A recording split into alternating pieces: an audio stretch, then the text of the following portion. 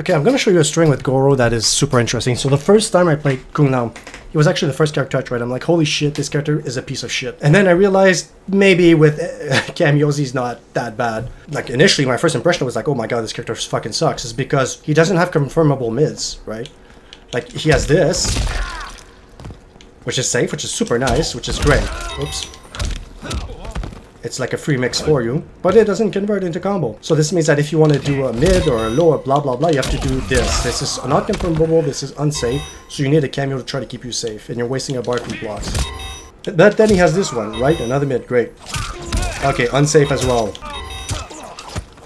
Minus 13, unsafe, not confirmable. You're like, oh great, 2 launchers, well, 2 mids, or 1 low, 1 mid.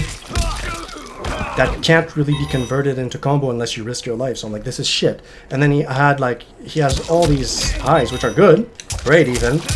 But I'm like, fuck, it's all highs, right? You're gonna have to gel into everything. And what I don't like in this game is that the hit advantage on these pokes are not good. Like, this one is great, for Kung Lao plus 15. Look at a lot of them, they're like plus 12. This one's plus 12. Plus 10, this is complete shit. Like, this is MK1 pre-patch, where you poke people and they just down to you on after they just got hit, which sucks. So with Kung Lao, if you do down 4, you're gonna have to like buffer a dash and then do this, which is not bad because the whole game plan is exactly like an MK11 with this character, in my opinion. Like, go listen to like Perfect Legend if you want some real expert advice. I'm just someone who knows the basics. So in my opinion, it's down 4 into shimmy, right? So you can do a lot of fun things with that. This was plus 3, which is great. This is amazing. Like, his plus frames on his highs are great. It's essentially, you're gonna try to auto shimmy him, or you're gonna try to grab him. That's it. That's all, in my opinion. That's the best way to play Kung Lao. Same shit as before. Poke into grab, poke into auto shimmy. The reason why is because these auto shimmies obviously look like grabs, right? And eventually they let go of block, and this is highly confirmable, and blap, you hit them. There's 3 hits, and it's special cancelable. But an issue with this, and I'm like, okay, I'm doing this. The follow-up, I need the follow-up to be safe. It's minus 12, I'm like, alright, great. Minus 12, so now I know that everyone is gonna know I'm gonna stop here, and it's crap. So I'm like, okay, what else? Can he do something else? Nah, I guess he can. Was that a high? I don't even know if it can do that. I don't give a shit. But then, my buddy, I didn't look at this well enough. This is safe. Looks like there might be a gap though. Unfortunately, let's look at it. Let's look at the frame. I'm just curious why I thought there was a gap. I think it's just the animation. Cancel advantage 25, and what's the 19? Yeah, definitely no gap. It's just the animation that confused me. But now that he has a safe ender as a 4th hit, this is making me respect this way more because he can do something else after. And I'm not sure. I don't really want to press. I don't want to get hit. But even if you get hit, like, does this launch?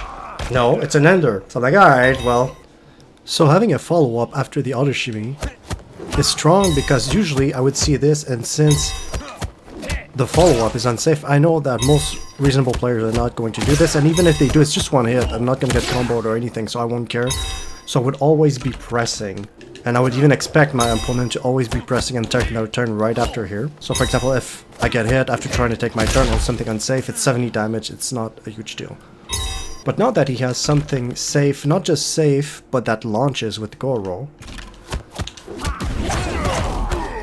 now this is much more dangerous, right? So now I can't just like freely take my turn.